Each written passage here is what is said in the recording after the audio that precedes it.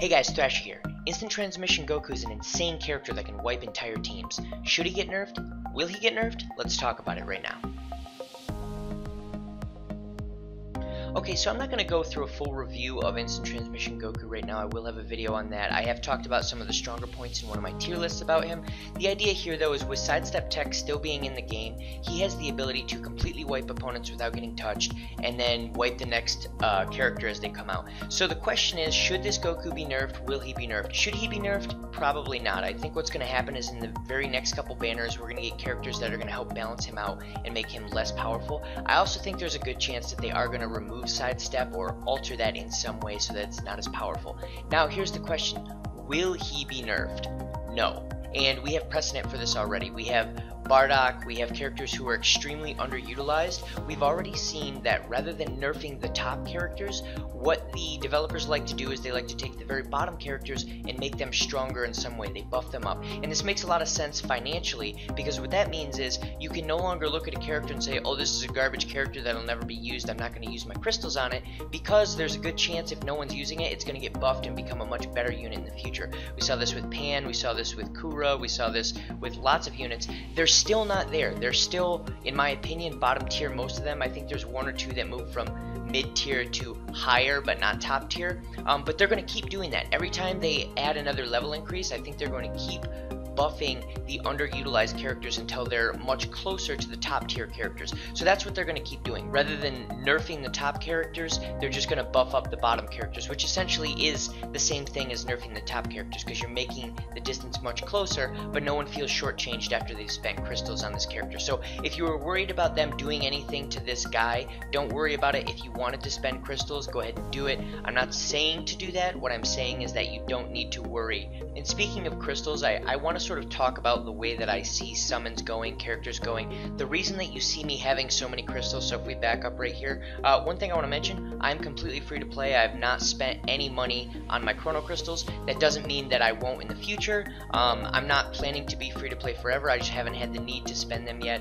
And here's the reasoning.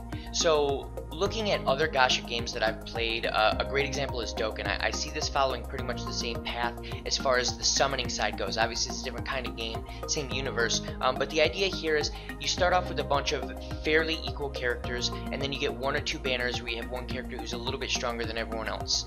Then you get one or two more banners where you don't see a big difference, and then you start to see a very rapid acceleration of characters, which is what we're seeing right now. We're seeing almost every single banner there is a new best character in the game, and we're going to continue to see that until at some point we're going to hit what I call equilibrium, where you no longer see a big gap between characters. You're going to see a new summon, and there's going to be a best character in that summon, but they're not really going to be better than the current best character, and you'll see that for maybe 3 or 4 banners. Once we hit that equilibrium, that's the point where I'm looking for the next huge jumping character. That's the character that in most cases will sort of carry your team for 6 months. So in Dokkan, that was Gogeta, the strength Gogeta way back in the day, years ago, where we had this growth of Dokkan characters that were starting to come out. They were getting strong, and then they started to level off a little bit. And then Gogeta came out. There were 2 types of players at that point. You either had Gogeta or you didn't have Gogeta, and that's all there was to it. Gogeta would carry you for the next 6 months to a year. You didn't need anyone else. Now, I'm not saying that I'm waiting for that one unit, I'm going to pull that one unit, and I'm never going to pull again, but what I am saying is I'm waiting for that one unit, because at that point I know that I'm not wasting my crystals on a unit. For example, Broly. A lot of people spent 10,000, 15,000 crystals on Broly, and he's no longer even meta. Like, not only is he not top tier, he's not meta, period. And it's only been about 2 months, 2.5 months. So I just want to make sure that when I'm using the large majority of my crystals, I always do dailies, but when I'm using the large majority of my crystals at full price, that I'm using it on a unit that I know is going to last for quite a while. And that's a relative term, right? So there's going to be a lot of people who are going to say, oh, you just pull on every banner, there's always going to be a better unit. Yes, that's true. I'm not holding my crystals because I'm worried that there's going to be a better character in the future. I'm worried that my characters that I pull are going to get devalued too fast in relation to characters in the future, how quickly they'll be devalued. So that's why you see such a surplus of crystals on my account every time I'm posting a video.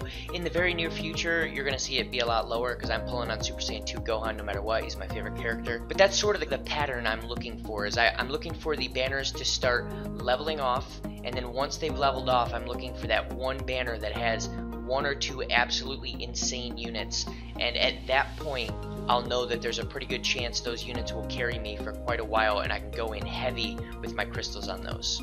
And like I said before, this is sort of a free-to-play mindset. Like I said, I won't always be free-to-play, but for now, that's the way I'm going at it if I don't want to spend money on the game.